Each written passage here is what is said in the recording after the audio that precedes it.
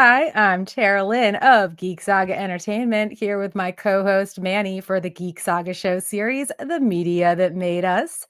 This series focuses on media that the two of us consumed in our younger or maybe even just slightly younger years, media that helped shape our current interests and that we still love. So I'm Manny, and for our 14th Media That Made Us episode, we're continuing our coverage of the Lord of the Rings movie trilogy with our discussion of The Two Towers, the extended edition, based, of course, on JRR Tolkien's classic work and produced and directed by Peter Jackson. Before we get started, just a heads up that you can follow me and therefore all of the Geek Saga endeavors at a Geek Saga on Blue Sky, Facebook, Instagram, Threads, and YouTube. And you can find me on Facebook and Instagram at Manissimo Art. Just a couple other house cleaning items before we dig in. If you're watching this as a webcast on Facebook or YouTube, pretty please make sure to hit those like and or subscribe buttons.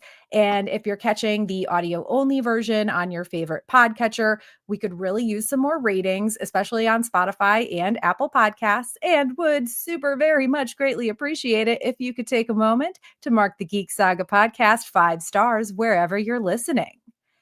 Last but hopefully not least, we hope that you'll check out the Geek Saga Entertainment Patreon. We have a lot of tiers with just $3 per month, getting you the most prevalent perk of early access to podcast episodes. Check it out at patreon.com/geeksaga_entertainment. Our format for this Media That Made Us series includes our top 5 moments that made it. Basically, our hot takes from the portion of the series we're covering, followed by any insights we've uncovered from rewatches and/or being longtime fans. And while we've made it known that one does not simply choose 5 top moments from these movies, we did once again, beginning with I am Gandalf the White. I come back to you now at the turn of the tide. Because Gandalf is back from not exactly dead and everything about how he does great from the beginning to end. Yeah, I really loved this movie did a really good job with a lot of these like things that happened in the background when nobody was looking at them, right? Mhm. And one of my absolute favorites from the entire series, even though it's not very long, is the battle between Gandalf and Balrog. Like it was just so great because how does a little tiny person fight this huge demon creature, which was Yeah. great, dude. And you see him with like, with the lightning sword, like he pulls out his sword and it gets, the lightning hits it and then he like stabs the Balrog and all this stuff. It was yeah, it was hands down. I mean, that was just some of the coolest things. And when he just like finally kills it, and then he's just laying down on the mountain and he's just dying. I mean, Gandalf is Yeah. just dying at this point of just exhaustion. He's older, so he's like, you know what, I'm tired. My job is done here. So I'm just gonna pass away now. you know. But how beautiful was that scene? I just, they just did such a great job. I mean, okay, this whole movie in this thing just did a great job with any type of epic battle kind of stuff. It was Mhm, great. mhm. Yeah, and this one is like you said, it is short, but we also do get to see it in 2 pieces, right? Because the movie opens with Hmm. part of the battle, and then later on when he's telling when he actually shows his face again, he's telling, Aragorn, Gimli, and Legolas about it, and you see, more of it as he's telling the story. So Hmm. it's split up, but yeah, it's really good, and it's a very epic beginning to the movie just because, Yep. like, y'all thought he was dead. I mean, if you've read the books, you didn't, but maybe the first time somebody ever experienced this media was seeing these movies, and they really did think he was dead. So Yeah. Exactly. Exactly. and, we do get a glimpse of him when Treebeard brings Merry and Pippin to him, but Hmm. Treebeard refers to him as the White Wizard, and Merry and Pippin are like, "Ooh, Saruman, uh-oh," and Uh-oh. and you only see the character from the back. And again, of course, yes, I know if you've read the books, you already know, but I think it's important to point out that at that point, like if somebody has never read them, then they might just see the wizard from the back and be like, "Uh-oh, Yep. this isn't good. This really," the Hmm. viewer, I mean, and when we do finally see Gandalf's face again, it is so fucking epic. Like, I can't remember which one says it out of Aragorn, Gimli, and Legolas. It's either Aragorn or Legolas, but I think it's Aragorn. They say the White Wizard approaches, and uh, Hmm. it's like, or one of them says, "Don't let him speak. He'll put a spell on us." And they they go all badass with their weapons, like the axe and the bow, and Aragorn's got a sword in his hand, and Gandalf is just way more badass, of course. Tink, tink. Them or Aragorn case gets them to toss all of their weapons aside, and Yep. I I don't know, like, it's so great.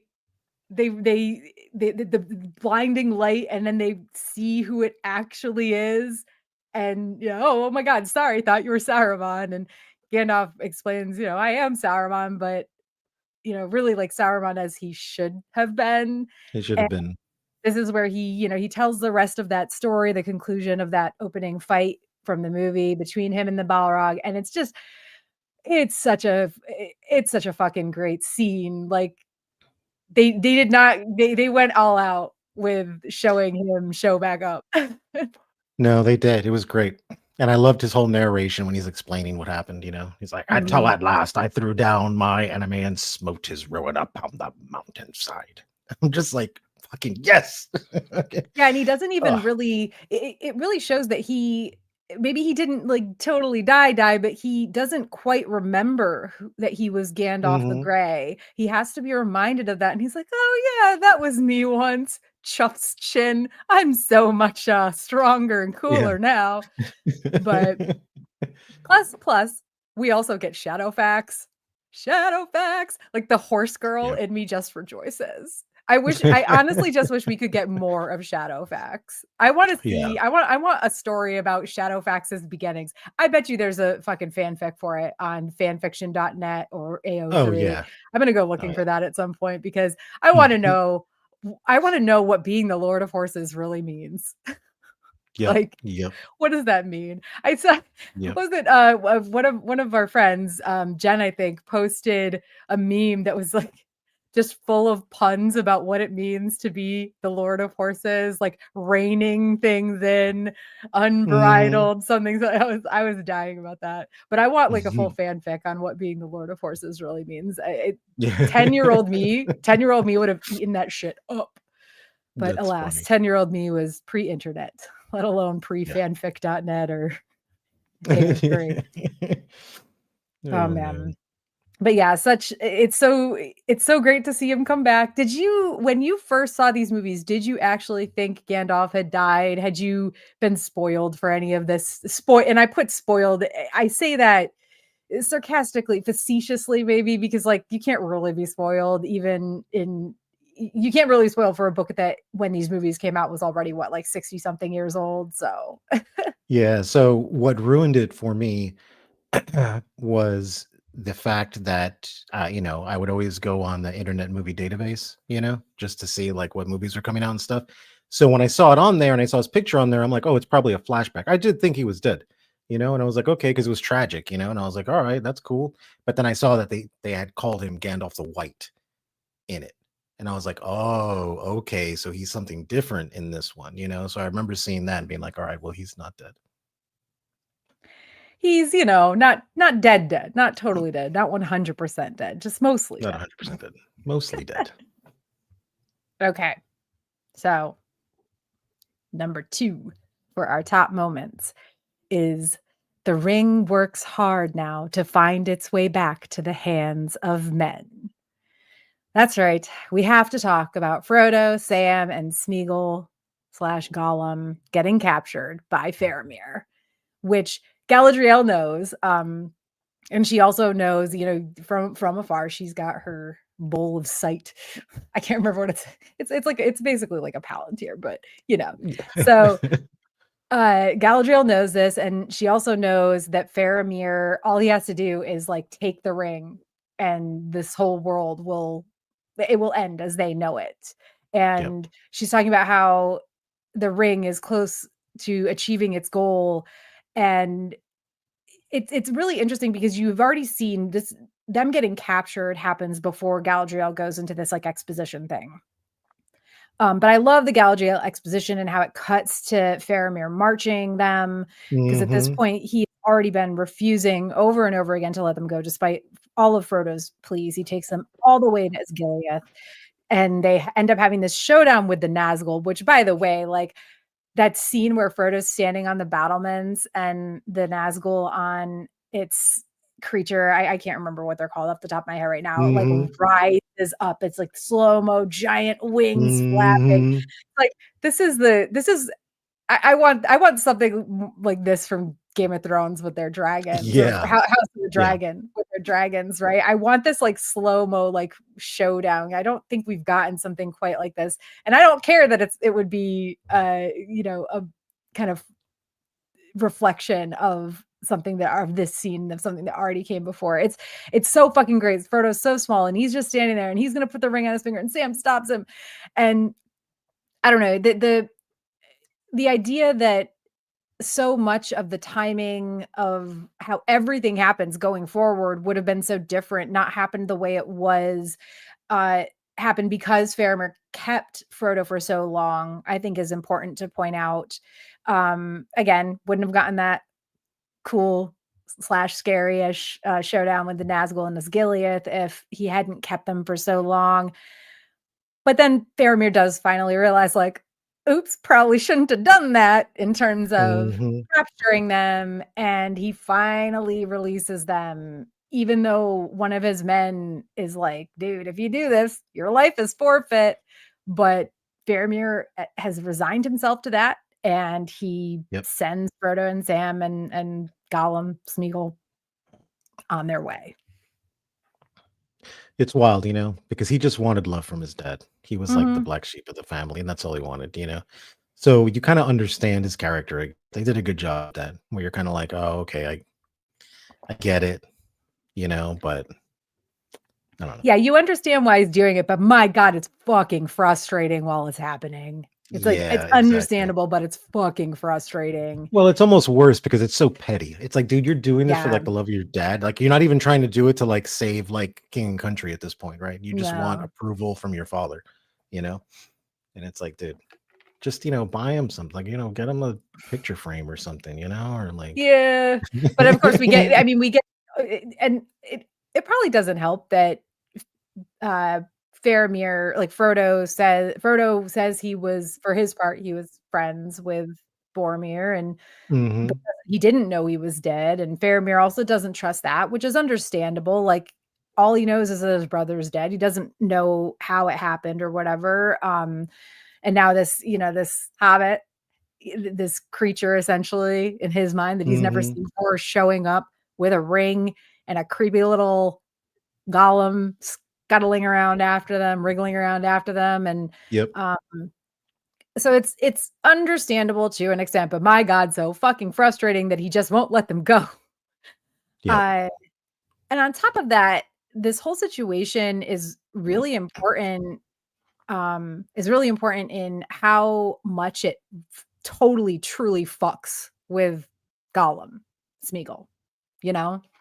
Um, because earlier on we see Gollum being Gollum even after he's kind of joined up Mhm, with Frodo and Sam, and then Smeagol learns that maybe or understands a little bit that Frodo isn't bad, and maybe he could really be helping them and trust, if not Sam, then Frodo. yeah. And Smeagol banishes that Gollum side of him, and it actually works for a while. Like, he is just so jubilant when he dismisses that bad side of himself, and right after that, he even brings Frodo rabbits for breakfast, and, he's mad at Mhm. Sam for cooking them, which is just its own little hilarious side, scene. But, I mean, yeah, Sam is also telling Smeagol, like, "Even you can't say no to some nice fried fish," and Smeagol's like, "Oh, yes, I could. Give them to us raw and wriggling." Yeah. Oh my god. I had to say something about that only because, in our last episode, we were talking about rating Gollum's actions on a scale of wriggly fish. But Yeah. but then, of course, Frodo has to trick Smeagol, just to get back to what we're talking about, the Faramir capture. He has to trick Smeagol into getting captured by Faramir's men because otherwise they're gonna kill him. And even though we know that Frodo did this to prevent them from harming Smeagol, and Sam reiterates this to Smeagol Gollum after the fact, by then Gollum has already wriggled his rotten fishy self back into Smeagol's mind, and Hmm.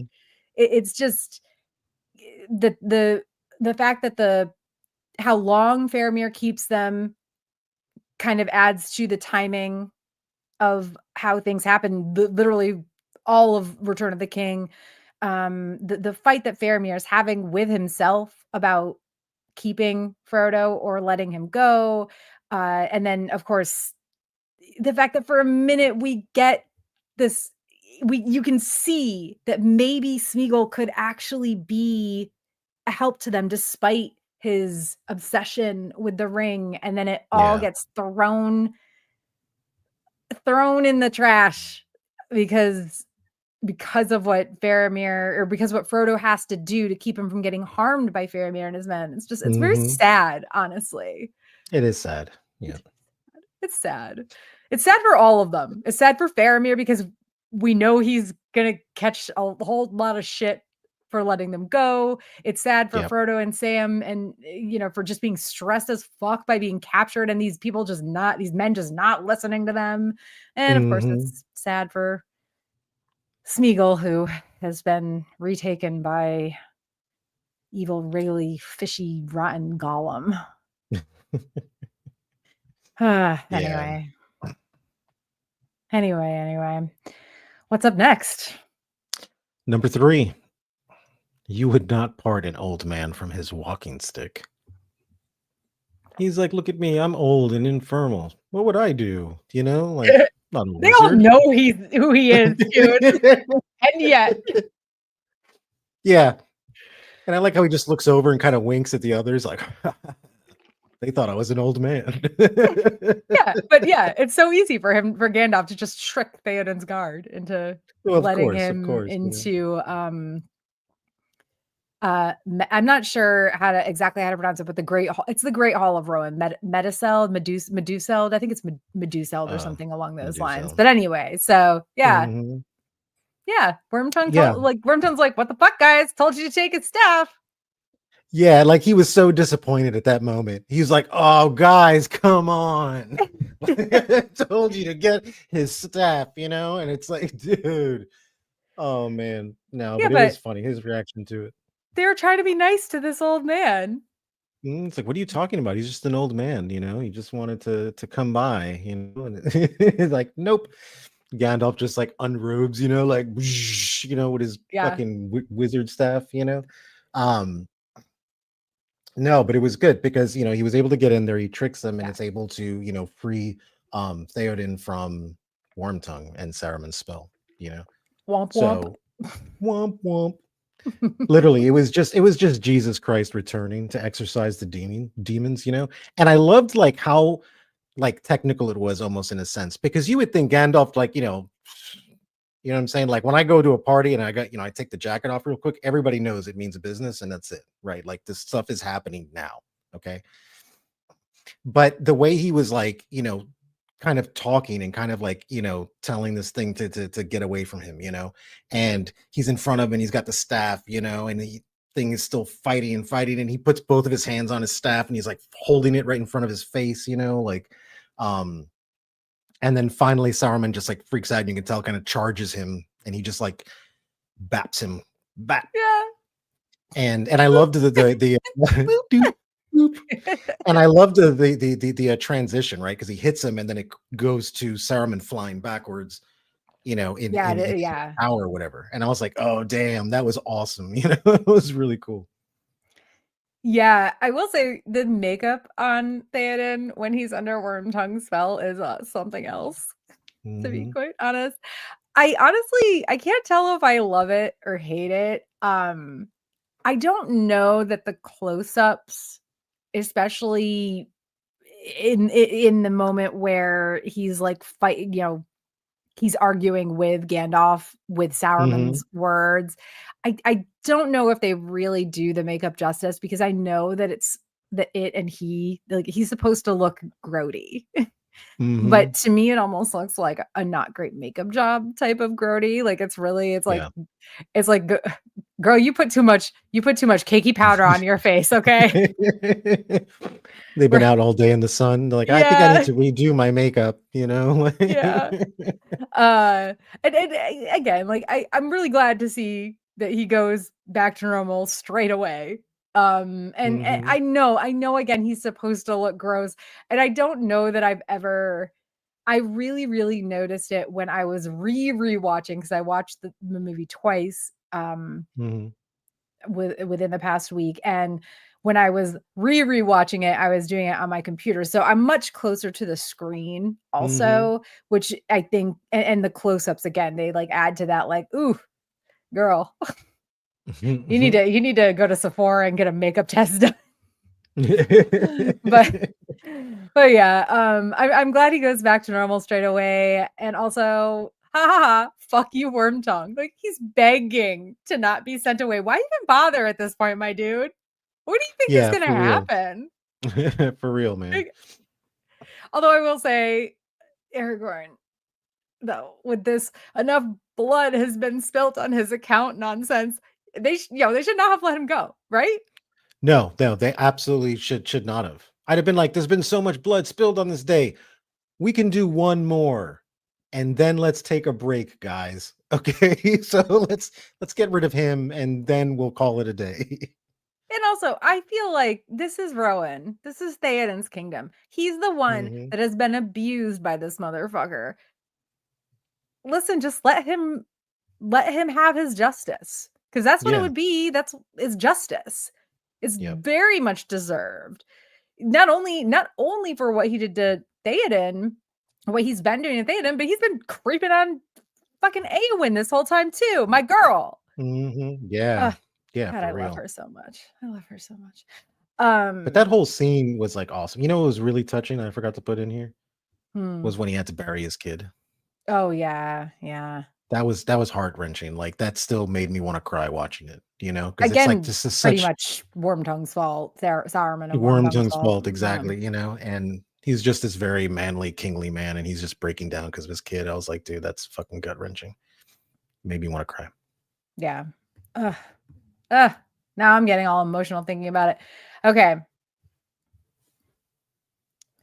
Number 4 in our top moments.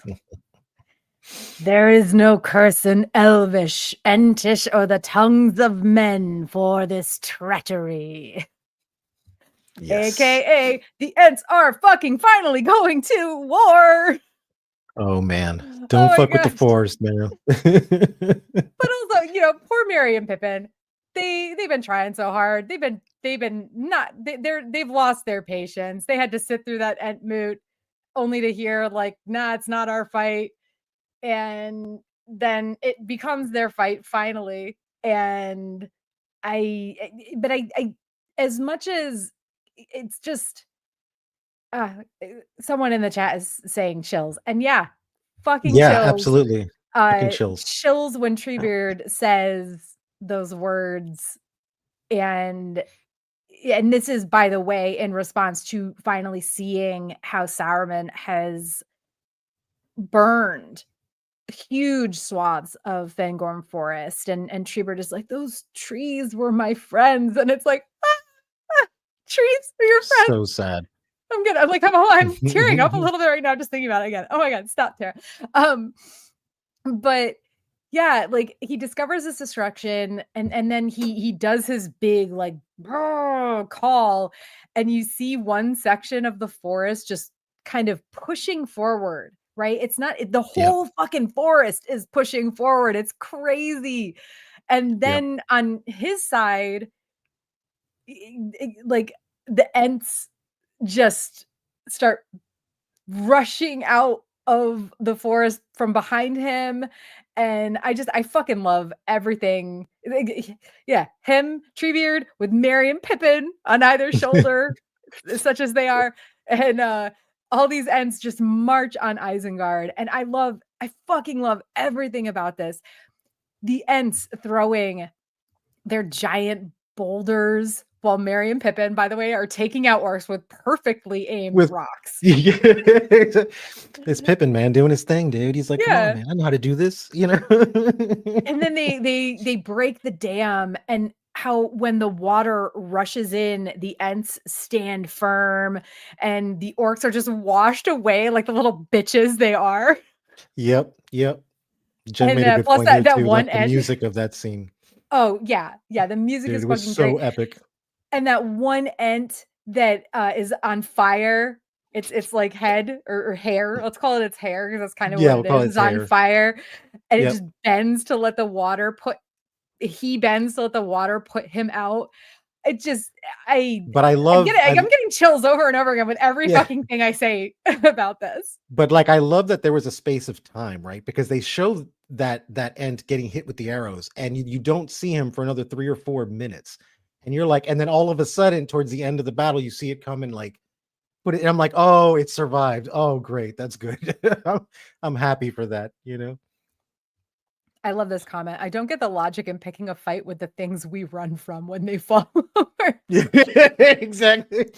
But listen, Exactly. if a tree falls in the forest, is there an Ent Yeah. there to hear it? I mean, in To this hear it. case, apparently not, for a Oh long man. time, and it took, Jen's boy Pippin coming Yep. through. We'll talk Yep. about that in a bit, trust, to get them to finally act, but it just and also again, this battle is poised alongside the scenes from our next top 5 moment, Mhm. and they're both fucking epic. This one is a lot shorter, but yeah, you're like and like you said, Saruman just like panicked. He's just panicking. He's just like looking over his balcony, like, "Oh my god, I think it's gonna flood today."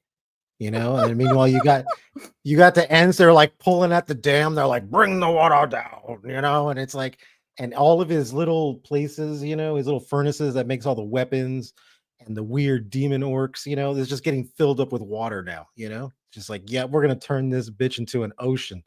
You know. Everything's being And swept away. yeah, And dude, I get it's like Wormtongue has Wormtongue gotten there yet? I can't remember if Wormtongue had gotten there at this point I think he was either, there, but wasn't he? I think he he was. ends up back at Isengard, Mhm. and I can't quite recall if he's there yet at this point, but either way, yes, you're right. Like, it's like watching, uh, it's like watching just some, like, awful person that see I'm sorry, it's fucking karma. Watching some awful person see Yeah. everything they've wanted or expected just crumble around them, And they and get that to it and he gets to, karma. like, survive to, like, see it, right? Because 'Cause they're not attacking him. I No. mean, let's face it, they weren't even attacking the tower either. It was just everything around it, you know? Everything that killed the actual forest, right? The deforestation, the burning of the land, like, all this stuff, and they're just like, "Okay, we're just gonna come back and fix what you just broke, is what we're gonna do," you know? If And I only we loved it, had and I Ents in the real world, my god. oh, I know. And I really loved it, you know, when you got, the 2 little hobbitses on the end and the big wave of water comes. Mhm. The way it's, like, done where you can see the trees kinda holding the like, it's like if you go into an ocean, a wave hits you, you have that same, like, posture, and it was so awesome. It was just done so well, man, you know, He's like, like, "Hold on, little hobbit." "Yes, hold on." Oh, Uh, it was so good. okay, we're here. We made it, guys. We made it. We made it. Not Here not we to are. the end of this not to the end of this webcast, we have so much more to talk about, but to our last Yes. top 5 moment, which is a whole fuck ton of moments rolled into one But because this was the one that I think was the first one we mentioned when we even talked about doing this. We were still talking about the first one, and we're like, "Oh, but for the second one, we have to do Let This Be the Hour when we draw swords together." Yes. Dude, the Battle of Helm's Deep, man. Obviously. Come on. obviously.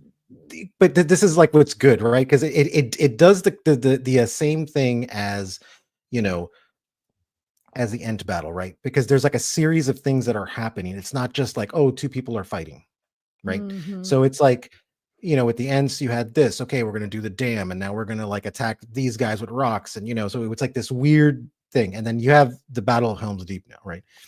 So they're at the wall and now they're shooting. And the poor old man who couldn't hold the arrow and started the whole war, there's that one old man and he's like, oops. Oopsies.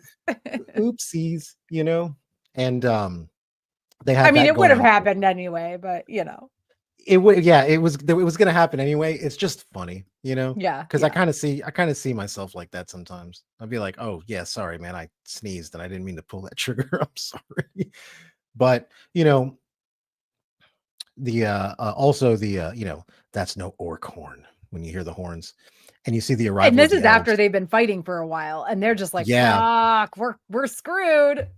yep. And they just walking in with their elven armor and all like, there was a time when men and elves fought together. We're here to fight together again. And it's like, dude, yes, yes. That is literally getting into a fight and you're going to lose. And then your friends show up in another car and say, dude, I know we haven't spoken 8 months, man, but we're here to fight alongside you. You're like, yes, fucking yes. I also too like the horn blows is like that is no orc horn, and then the elves just they march in like unbothered, like in completely perfect rows. Yeah. Fucking It's like, love all right, it. guys, we've been training for this the past 2 hours. We know how we're going to walk down together, 4 by 4. That's how big it is. We need to like, don't look at them, don't wink, don't say what's up, and no head nods, just, you know, be serious, Jen is asking, I'm not sure, Jen, what scene you mean. Do you mean the scene where the elves show up? But she's saying half of it wasn't planned, maybe. The actors playing the orcs, because they're in New Zealand. So a lot of Mhm. them were Maori. And she's saying that they were taunting them doing the haka. And Mm, yeah, I honestly didn't know about that. I feel like we that's we need awesome. we need Gen sites instead Yeah, of we need Dean gen sites. sites now. Exactly. I didn't know that either. I might have heard That's it before, awesome but though. if I did, I totally like went in one ear and out the other. That's awesome. Yeah, I didn't know that. That's really cool, actually.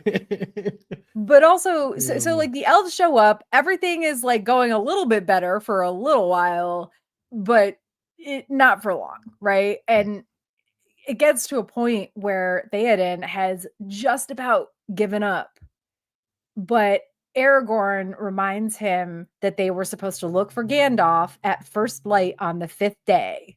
mhm. And Theoden is heartened, and he agrees to continue fighting. He's like, now for wrath, now for ruin and a red dawn. And then Gimli blows that horn. Dude, look, if there's any way I want to leave this existence is like that. I want to hear that big ass horn and I want to put my helmet on with the fucking sword and just riding out and bashing, goblins or whoever I need to bash, Like that's what I want to do, you know. Oh my God, so fucking amazing. And they rally a little bit, but it still seems like, I mean, they're the orcs they're bashing down fucking doors and walls and stuff. But Mhm. then you see him get up Yep. with the When sun Gimli is behind like, him.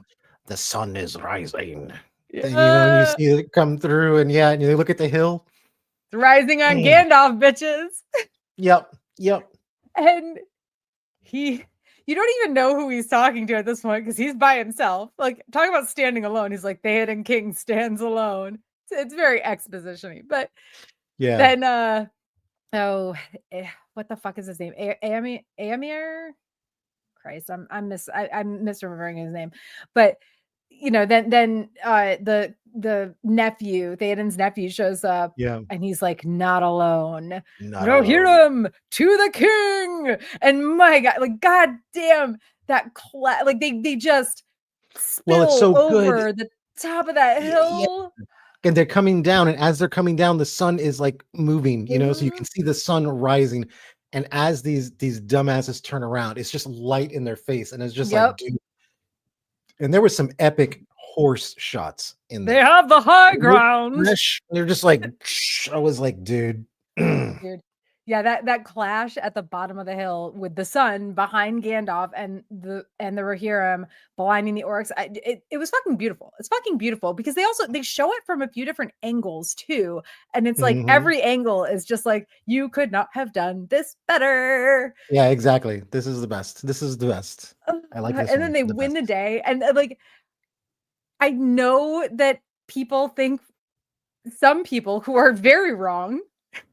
Sorry, not sorry. Think Return of the King is the best movie. Maybe it's because they are just like thinking it won all the awards, so obviously it was the best. Fuck the Oscars. Fuck Hollywood.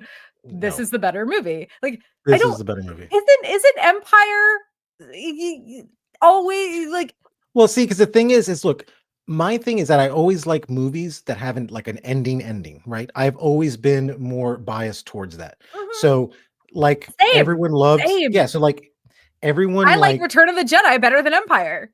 me too, exactly. I like Return of the Jedi because, like, dude, that was a fantastic movie. It was great, But like, literally, with this one, I was like, look, Return of the King is great. Fellowship of the Ring is fantastic, but like, this one was just, I don't know. I wanted to make out with it. You know what I'm saying? I wanted to like take it out on like a nice date, is what I wanted to do. And bring it home to my mom and make her watch all 4 hours of it. And I think some of that too might be that even though this is the middle movie and a lot of bad stuff happens, middle story, if Mhm, you've read the books, and a lot of bad stuff happens, like you still it still ends. Not for mhm, Frodo, not for Frodo and Sam and Smeagol turned back to Gollum, but mhm. it still ends on a really high note, right? It doesn't end like even like Empire ends where they're all just like, "Ugh, gotta pick up the pieces." Like Han is gone. Yep. Mhm, Luke got his hand cut off.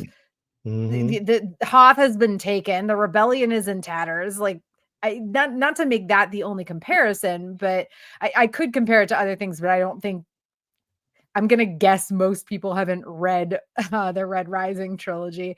Um, but I guess Hunger Games is maybe another comparison where it's like, okay, so Katniss like lives through the second Hunger Games she was kind of forced into, but also lots of people are dead. Pete has been captured, I think, at that point, Mhm. et cetera. It just you can compare it to a million things, but at the end of the day, as as much as things are still obviously dark because the ring hasn't been destroyed yet, and Sauron still has so many forces at his command. They won the Battle of Helm's Deep.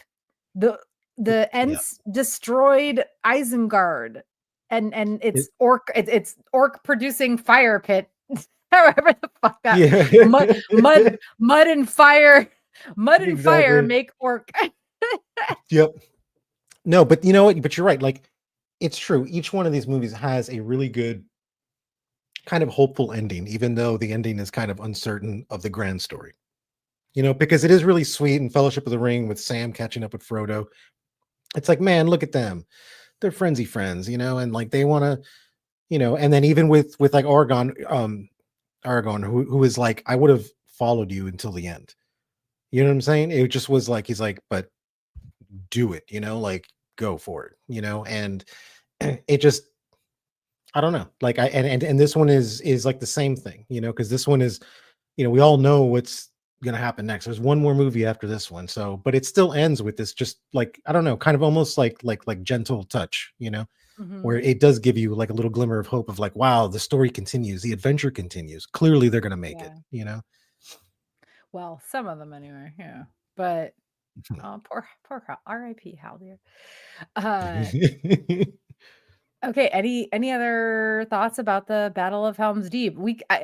I'll be honest, I could talk about the Battle of Helm's Deep for like an hour, but we don't have that amount of time. We have so many other things to go through. So, Yeah, that could have been its own episode alone, is yeah. that battle. Yeah. I'm sorry, Oh we're not man. doing top 5 moments. We're doing top 5 moments and then an entire episode just on the Battle of Helm's Deep. Just on the Battle of Helm's Deep. Exactly.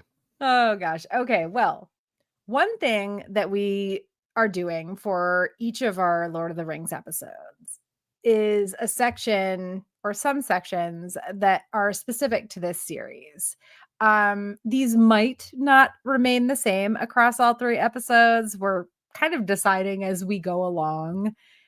So for Two Towers, though, our new topic for this next section, where we're kind of discussing more specific things, is ah, Hmm.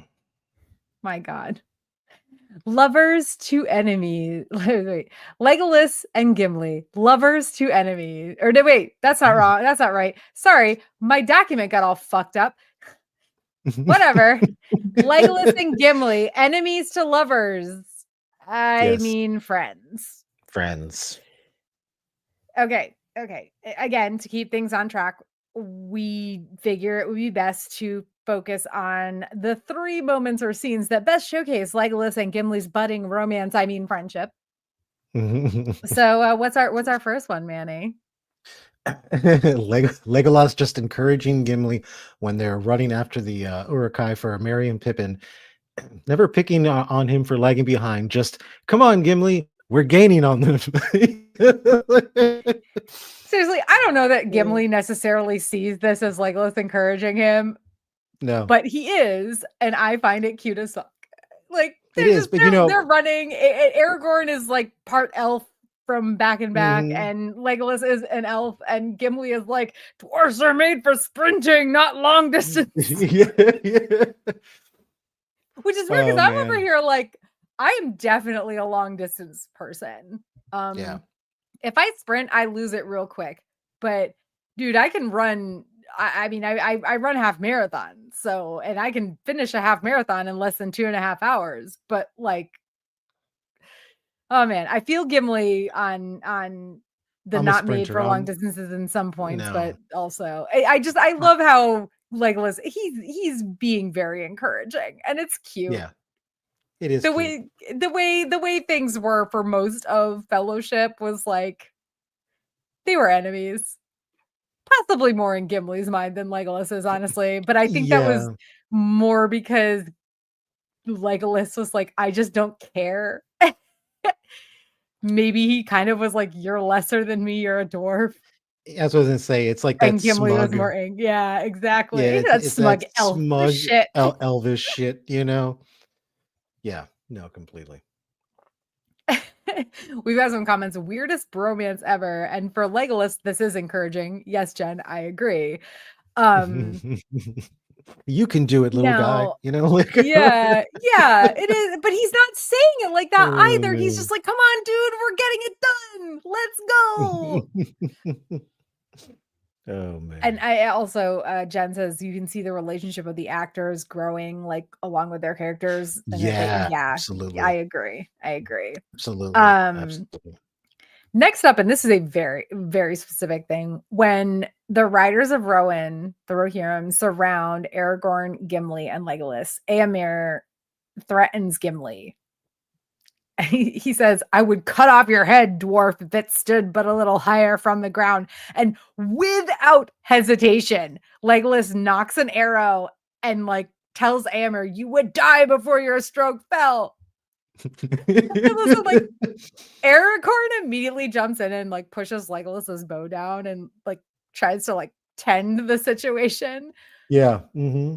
But also, if none of you have rewatched this recently, if you're listening or watching this show and you have not watched this movie recently, please just go rewatch that scene ASAP because the way Gimli looks at Legolas, it's just like heart eyes, motherfucker. Yep. Yep. Like if we were to rate these top three things on a scale of I'm just gonna say 1 to 3 heart eyes, motherfucker. I would give Hmm. Legolas encouraging Gimli a 1 out of 3 heart eyes, motherfucker. I would Yeah. give this a 3 out of 3 heart eyes, motherfucker. The Yeah. next one is 2 out of 3 heart eyes, motherfucker. What is it, Manny? The kill count, obviously. I mean, when the wolves attack on the road to Helm's Deep, and Legolas takes an enemy out just as Gimli is about about to claim it. One was mine. You know? Oh man, I loved their Yeah. like their stupid competition. You know, like who's got more kills. You know. Yeah, yeah. Yeah, I mean, Oh man. in the battle for Helm's Deep, Gimli's like, "Legolas, 2 already." And Legolas is like, "I'm on 17. Yep. He'll have no pointier outscoring me." Yeah. And right after that, Gimli plants his axe right in an orc's crotch, which is just hilarious. So Which much on is the floor. fantastic. It's like, that was all I could reach. Right, You right in the crotch. Yeah. know. I mean, to be fair, the orc was like on a ladder above the top of the battlement, but Yeah. also, Yeah. come on. No.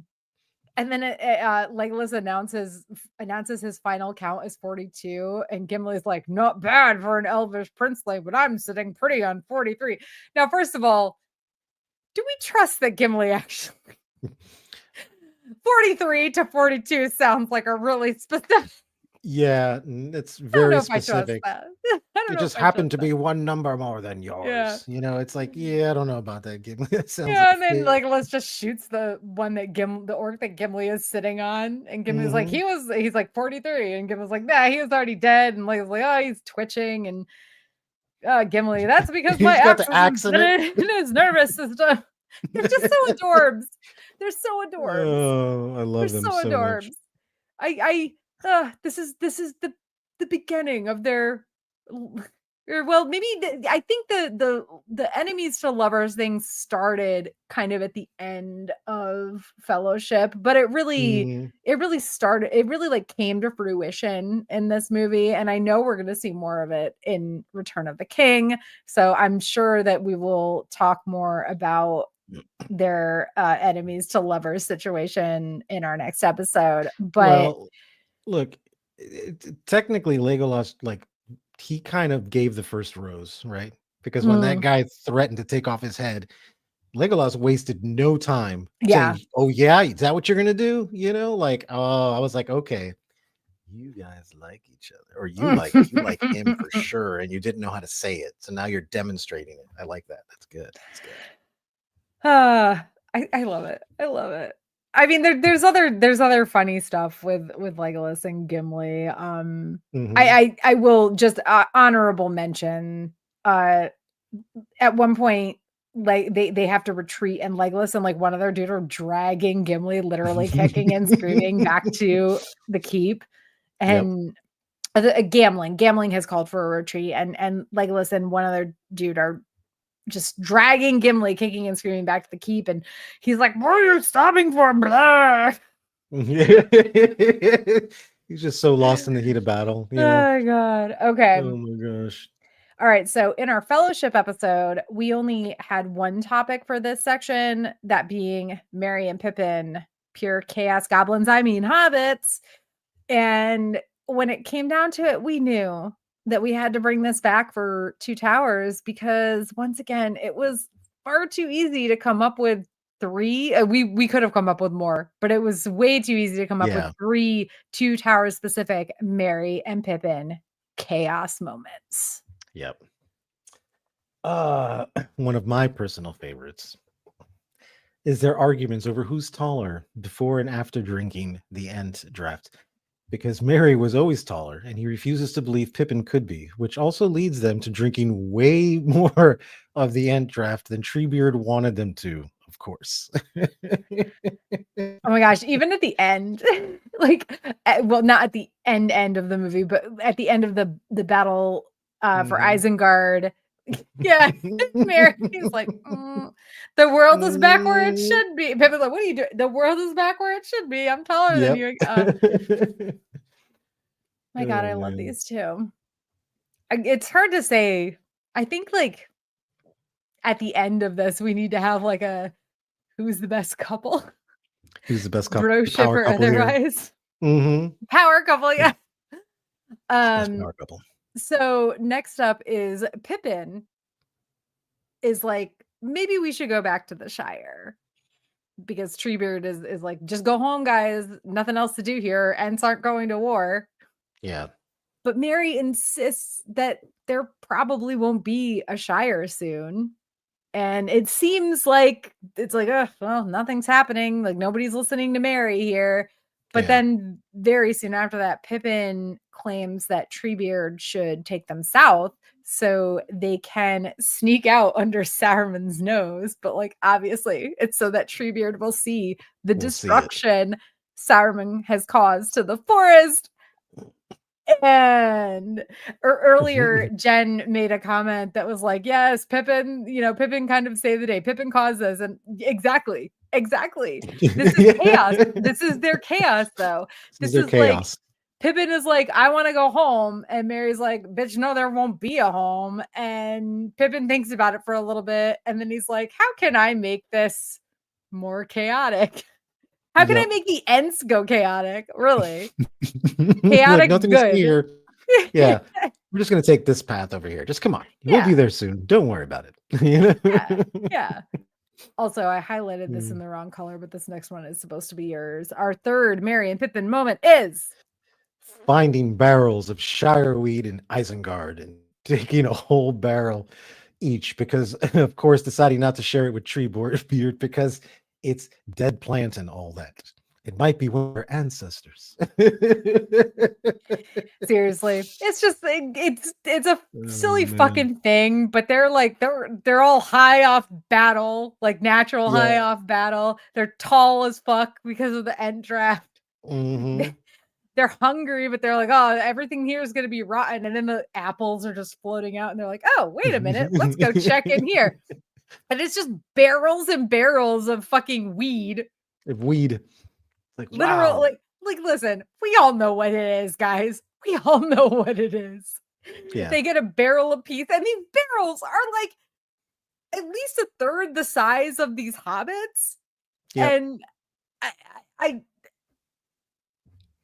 Yeah, they're gonna be smoking weed all day and all night, guaranteed. And I'll be honest, I agree. I agree to not share it with Treebeard because dude, it is dead, dried plant. Yep. So I mean, it is. So it's, yeah. could be their ancestors.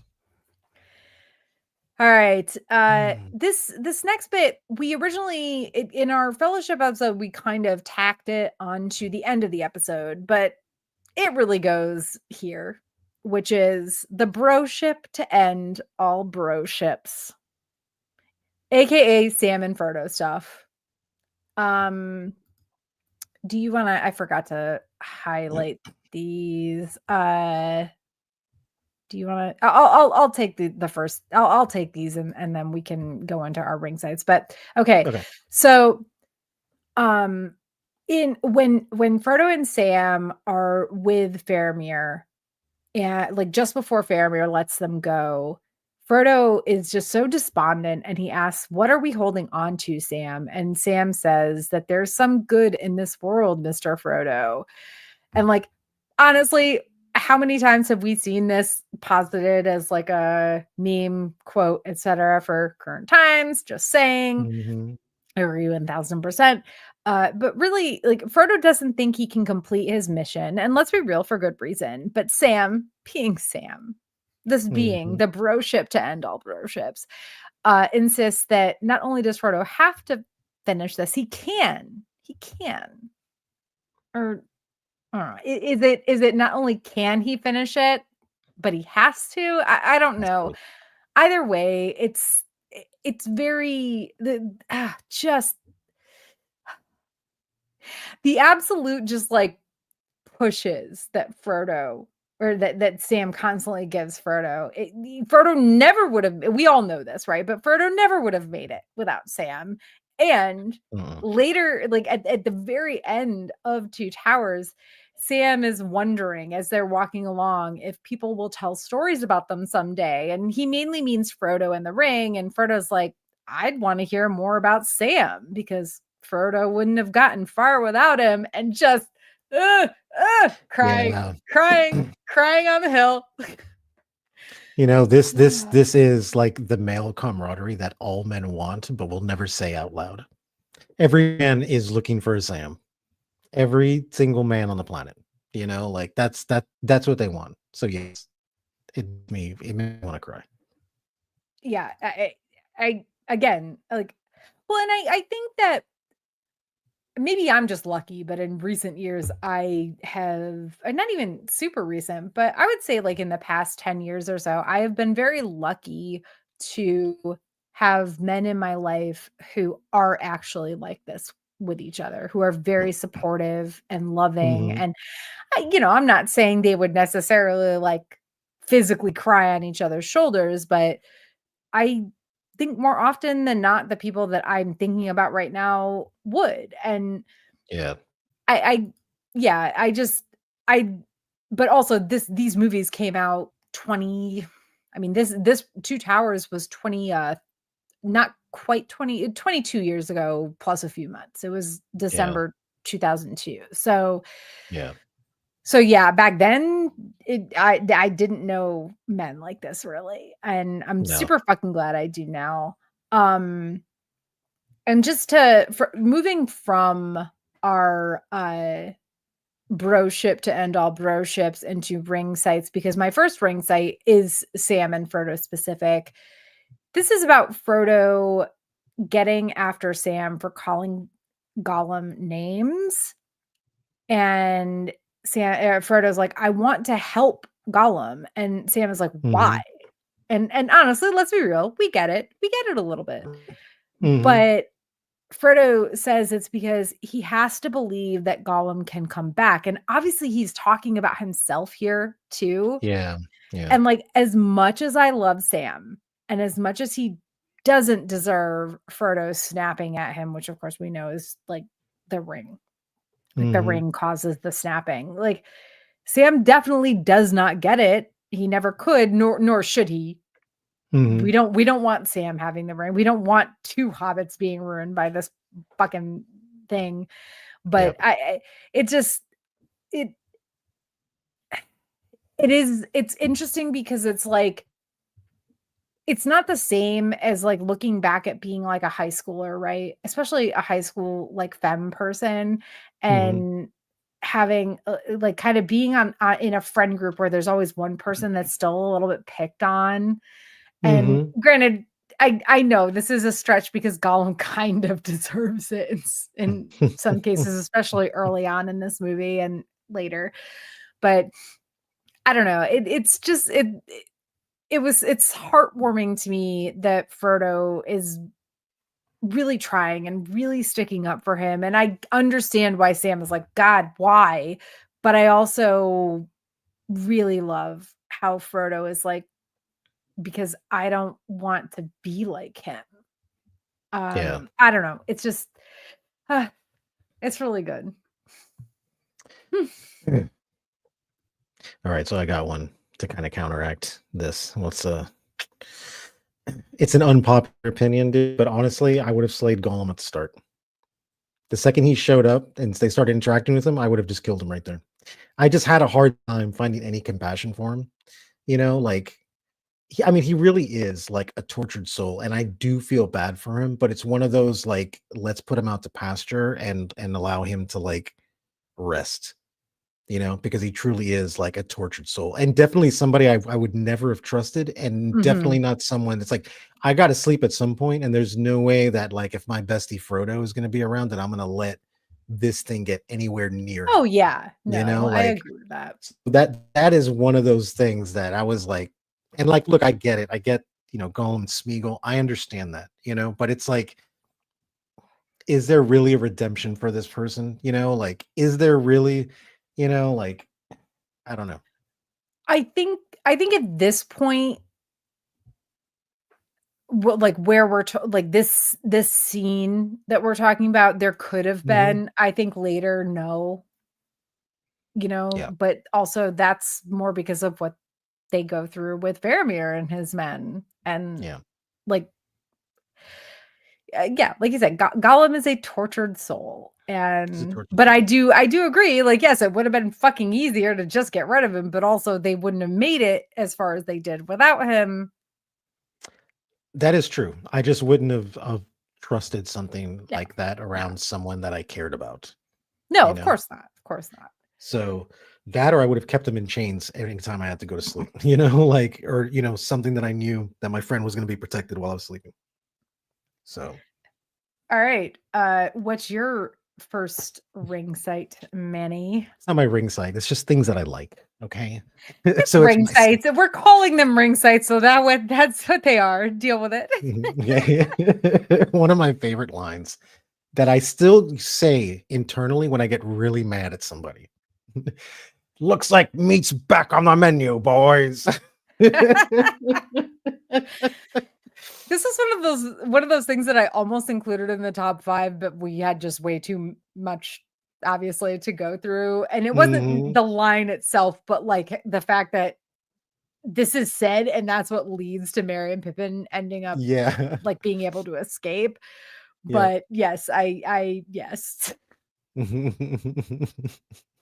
Yes, I agree. It's a great fucking line. It's so just It's so extra. classic. Yeah, and it's so Yeah. quotable, you know, like, here I am quoting it, like, 22 years later, I'm still using it, you know, like, um, but yeah. Yeah, so it's that one, and then one of my favorites also is, Gimli and Aragorn when they're sitting there hiding, and he's like, "Toss me, but don't tell the elf," you know? Yeah. It's like, grabs him and, like, fucking tosses him. Oh, uh, I really, like, I wanted to find a way to fit that into the Legolas and Gimli thing, but it doesn't yeah. directly involve It Legolas, yeah, so I felt like it didn't fit, but I yeah. agree. It's just such a fuck it, toss me. I can't make the jump. How Oh he's, like, my half god. quiet about it, he's like, toss me." Oh, All man. right, my next one is Osgiliath, the Mm. city of brotherly love. Fuck you, Philadelphia. It's Osgiliath now. No, but really, I do love that in Faramir's flashbacks, we got to see this different side of Boromir, the side that is exhausted with his father and Mhm, sticking up for his brother. And he tries to refuse to go to Rivendell. And like, mhm, this isn't, it's almost, it's almost a weird dichotomy. Like the Boromir that we saw at mhm, the council in Fellowship is not at all this Boromir. mm-mm, So is it literally just and I'll be honest, it's been a few years since I've reread the books and I've only read them a few times. So maybe I'm, you know, not maybe I'm misremembering or whatever something that happened in the middle that wasn't included in the movies, but it is a weird dichotomy that mhm. and I can only assume it's the presence of the ring that makes him Yeah, like that yep, because in Osgiliath, the flat in Faramir's flashbacks, Boromir, he did not want to go. He mm-mm, even suggested that Faramir be sent in his stead. Of course, their dad was like, "Fuck no, I'm not letting this loser go." Which also, like, honestly, dude, I don't know. I'm one of 3. I have 2 younger sisters. mhm, My my mother was and I think my father to an extent were both pitted against their siblings. So mhm, both of them were always really fucking great about how like Tara's good at these things. My mhm, middle sister is good at these things. My youngest sister is good at these things and we're not going to expect that middle sister can do what Tara does, or that younger sister can do what middle sister or Tara does. Like, mhm, my parents were really fucking good at that. So it's extra frustrating to me to like watch this and be like, Faramir is totally fine. He's a totally fine dude. Like, yep, Boromir is standing up for him, loving him, like wanting his brother to be the best person he can be. Not like he is not a bad brother. Boromir is mm-mm, not a bad brother. He's a fucking yep, great brother. yep, And their dad fucking ruins everything. Fuck everything. you, man. Fuck It that just guy, man. Oh, it makes me so bad. So fucking mad, but also like Osgiliath, city of brotherly love. I don't know. Brotherly love. I like that we got to see that side of Boromir. I do. It was nice. It was nice to see him again. Yeah. And also see that he wasn't always a dick in search of, glory for Gondor, Yeah, honestly. it's because they had daddy issues. You know, their daddy fucked them both up in the head. You know. Uh, Okay, next up. Let's get to some good family stuff. okay, good family stuff. So one of my favorite scenes is the beautiful interaction between father and daughter, Arwen and Elrond, Mm, telling her about the future, you know, and you can kind of see it happening, you know, where you see her in front of the casket, you know, of Aragorn's casket and stuff like that, and like how he's going to grow old, and you know, Hugo Weaving, the way he talks, he talks so like there's something about the way he, you know, talks. I don't know, and he's like, you know, that he will die, you know, and he's just like spelling out this girl's future, like you are going to live a very long time. The reason that you don't want to go to the new coast or whatever is because you want to stay with this person. You are going to watch him die and you are going to be alone for the rest of your life, you know? and it wasn't like some people can be like, oh, it's like mean parent kind of way, but it's like, no, that's a parent looking out for their kid, you know, like trying to like put the facts here, you know. And there's even like a moment when like Elrond sits down and he's like, what about me? He's like, do you not love me anymore either? And she just like goes into like kid mode at that point. You can tell she just tears up and like rests her head on his chest, you know, and just kind of breaks down. It was just super fucking touching. That whole fucking scene, man. It was fantastic. That was one of my favorite scenes also. yeah, it's really good and it's honest in a way that Arwen doesn't want but maybe needs. Yeah. But at the same time, it's like, I don't know, she's gonna love who she's gonna love. And I think she should be able to make these choices for herself. Look, Uh, absolutely, you know, absolutely. But you know how parents get. They get all like emotional and they want you to stay and they don't know how to say it properly. So they have to spell out yeah, the danger. yeah. Sorry, I'm responding to someone. Denethor was more power hungry. One of our commenters said wasn't Faramir and Boromir's dad, Denethor, wasn't he mentally poisoned? I said, I don't know that Denethor was mentally poisoned. That's more a term I would use with Theoden. Yeah, I think Denethor was more power hungry. yeah. Um, but that aside, speaking of Aragorn's death fake out. So Yep. because I'd read the books prior to seeing the movies, this one never like got me, and to be honest, it almost feels like Legolas and Gimli move on too quickly for it to be believable that he actually fell to his actual death. Yeah, yeah. This isn't like Fellowship where they're all just like sobbing and stuff and I know they don't have hobbits with them, but also like Legolas and Gimli were a wreck after Gandalf Mhm. supposedly fell to his death with the Yep, Balrog too. yep. So, yeah, I don't know. I am curious to hear though, and this is why I included this, what you might remember feeling when you first saw this movie, if anything. I knew he wasn't dead Okay. because, you know, like I knew enough to know what was gonna happen in his future at that point that I was like, "Okay, well, he's not gonna die, but it'll be like he's gonna wash up on shore somewhere or something," which he Yeah. does, you know, but it was still good, you know, and you're right. I think they do kinda drop it pretty quickly. It's like, "Oh, he fell. Oh, okay." Because the only person who really seems upset is that girl. You know, like she Oh, was the Eowyn, only one.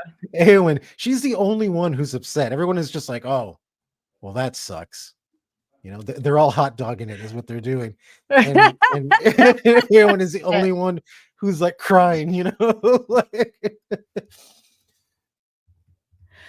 All right. Well, you had one more thing you want to talk about, but Oh since you yeah. mentioned Eowyn, I'm gonna just talk about my Eowyn feelings right now. Absolutely. I'm gonna Absolutely. have way more Eowyn feelings after Return of the King, Yeah. but at the same time, Eowyn is like she's so fucking great. She's badass, like Awesome. fighting back against Wormtongue, like trying to get Mhm. her uncle to like come back to where he is.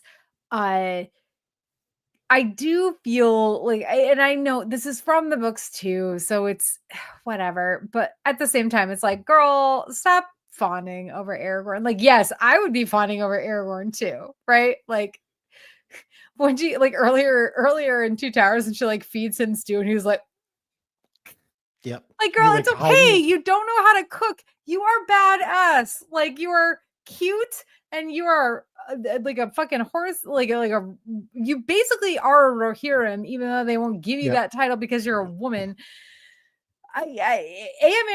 Eowyn is fucking great. Eowyn is fucking great. Um, I cannot fucking wait to see more of her in Return of the King. I would say that Yep. she's the one thing that almost pushes Return of the King like up to Two Towers level in Yeah, I my agree with favorite that. movie.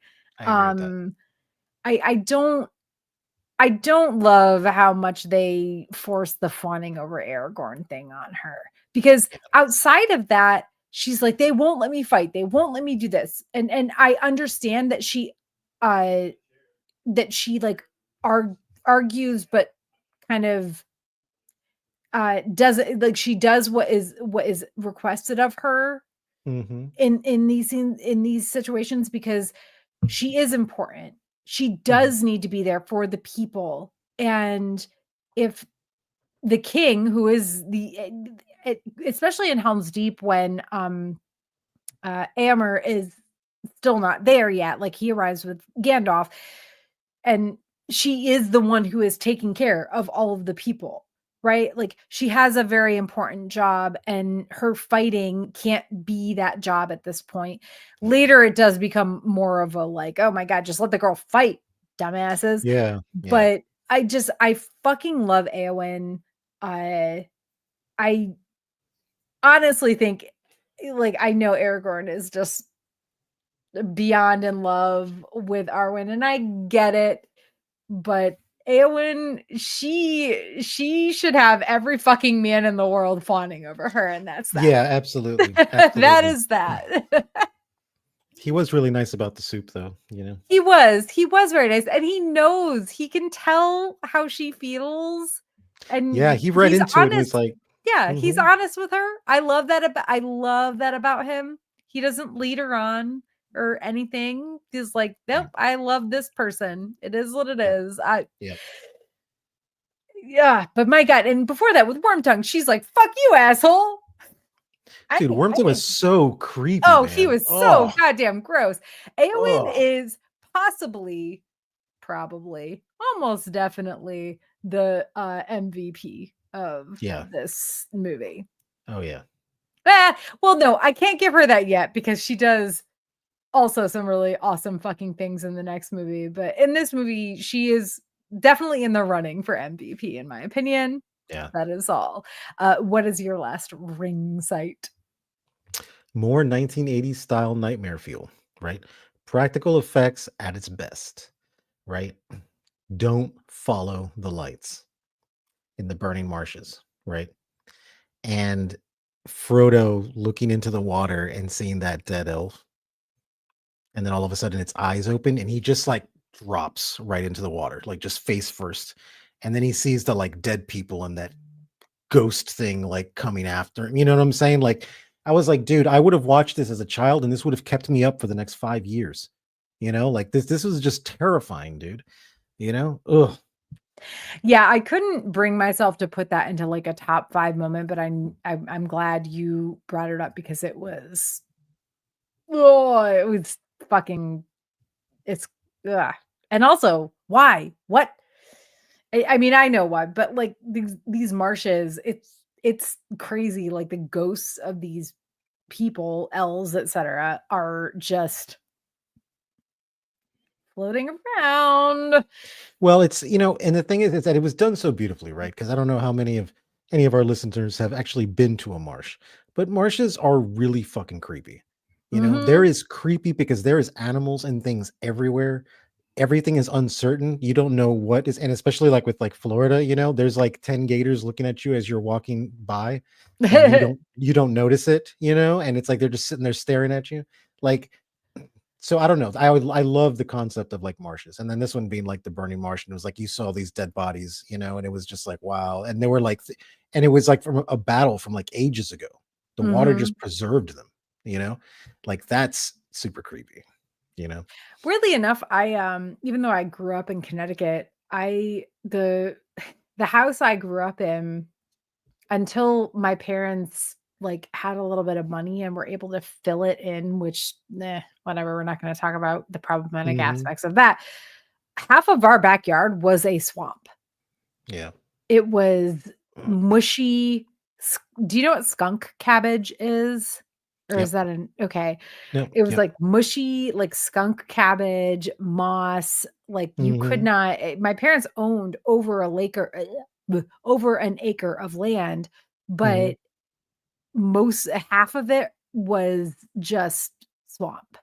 Yeah. And it was disgusting, in good ways and bad ways. It was Yep. Connecticut, so it wasn't like it didn't breed like mosquitoes and stuff as much as like it would in the South, but, yeah, I mean, oh, I don't know, like, if these movies had come out when I was, like, much younger and still living there, I would've been like, "Nope, never going near that shit again." Like, the skunk cabbage is stinky enough, but Hmm. I used to think it was fun running around the swamp. If I would have saw this first, I'd have been like, hell no, I'm never going back out never there again. yeah, yeah, Never yeah, again, the dude. lights, don't follow the Don't follow lights. the lights because that water always looked weird and it always looked like there was things in there and it was super creepy, man. Oh, man. Alright. Ah. So, last thoughts on Two Towers. Why is this your favorite? We've kind of mentioned this a few times, but why is this your favorite? Because I felt like it was more adventurous. It starts off with our three boys, hunting, chasing down, you come across all these different characters, because we get to see the like Rohirrim and stuff like that, which is great. We get to see Gondor, which is like, oh, this is what happened to humans, right? Like they live in this like junk pile pretty much. It looks like shit, I loved the concept of like the Ents, they introduced them here. Fantastic. I loved that we got more Saruman, like I thought that was awesome, like cool, because I want to see what the antagonist is. I want to see like what the motivation is here, and how they showed the you know like the underground stuff and whatever, and the battle with the ends and stuff like that.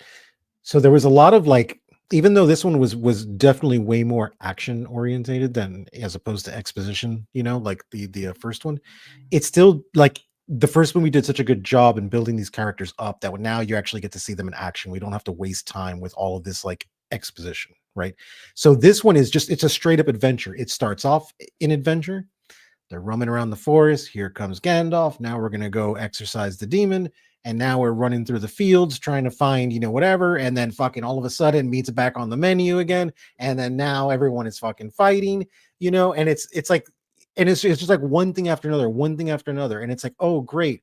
Hey, and with every victory comes this almost like defeat where it's like, oh, awesome. We just freed Theoden. This is great. All right, guys, we're taking off the Helm's Deep, which is like a dead end. We're not really going to survive. So if we can Mhm. go and just band together and let's just die together, that would be great. You go, the anticipation of the buildup, the war scene, the elves showing up, that they're like, oh shit, the elves are kind of smug and kind of whatever, but they're like, dude, we used to fight alongside each other back in the day. We're here to do it again. It's like fucking the big horn, Yeah, they have a right every, to be smug. I look, Yeah, they are elves. maybe look, I don't know, dude. I'm definitely more of a dwarf than I am an elf. I'm small. But oh man.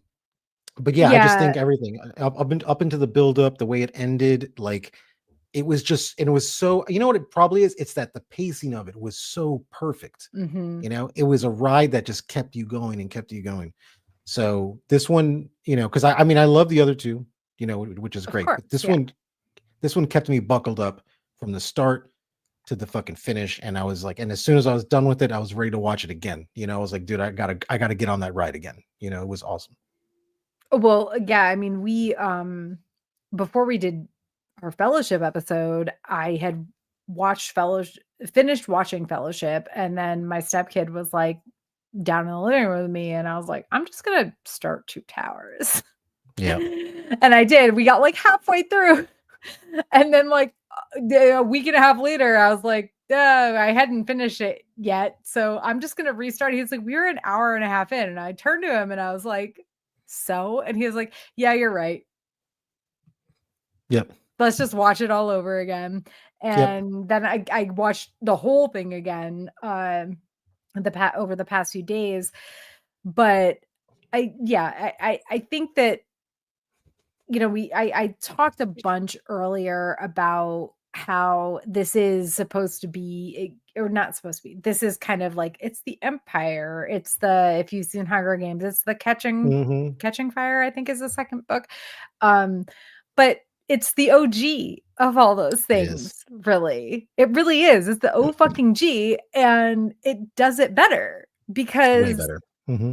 it's not all just dark and scary, and you do get the the win at the end, the Helm's Yep. Deep win, as hard as it comes to them. You get that win, and yes, you know that there's more to come. And listen, there is some great fucking shit, and there are some great battles that happen Mm-hmm. in Return of the King. But no matter what happens, I can't not have this be my favorite of the three movies because I'll be honest, I think it might be the Ents that tip it for me.